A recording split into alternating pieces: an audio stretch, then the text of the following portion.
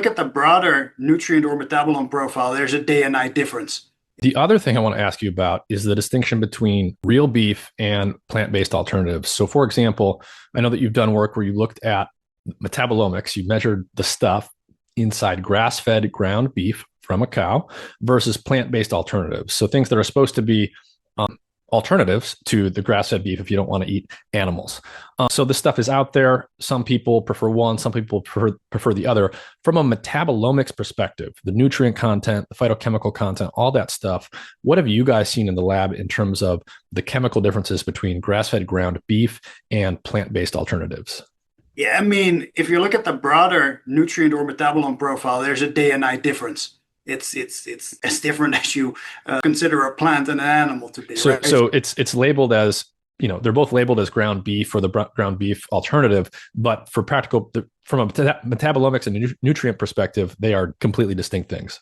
Yeah, they're completely distinctive. I mean, on the surface level, by using isolated plant proteins and using things like coconut oil, sunflower oil, right? You can get the saturated fat and the total fat the same. You can get the protein content the same. You add synthetic vitamins and minerals, and then the vitamin and mineral content will look the same. But that's about where it stops, right? So on the surface level, you can make a nutrition facts panel look the same.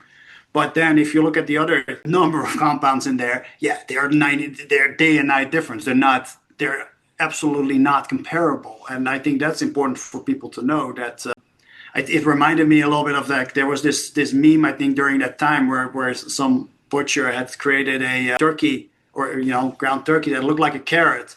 And maybe it contained a little bit of beta carotene, but ground turkey is a poor substitute for a carrot. And I would say the other way around, if you go beyond just protein content and a handful of vitamins and minerals, the plant-based meat alternative is not a bona fide substitute for meat, nutritionally speaking. Yeah, and just to riff on what we were talking about before about the how important the food matrix is and how context dependent all this stuff is. Even if you took the equivalent, the things that are equivalent between the plant-based ground beef and the actual ground beef, maybe they have the exact same vitamin B1 content. Maybe they have the exact same mass of amino acids. The amount that your body can absorb will plausibly be very different because of the whole sort of food matrix that the stuff is embedded in. And so just because the label says, 5 grams of this and 5 grams of this doesn't mean you're actually going to extract all of that or that your body will actually see that equivalent. So if you look at me as a human, or from a human nutrition standpoint, I think there's many benefits to be obtained from animal source foods and plant source foods because they have, while there's also overlap, they also have very unique metabolites. But from a nutritional standpoint, yeah, it's important that people realize that this is not a one-to-one replacement.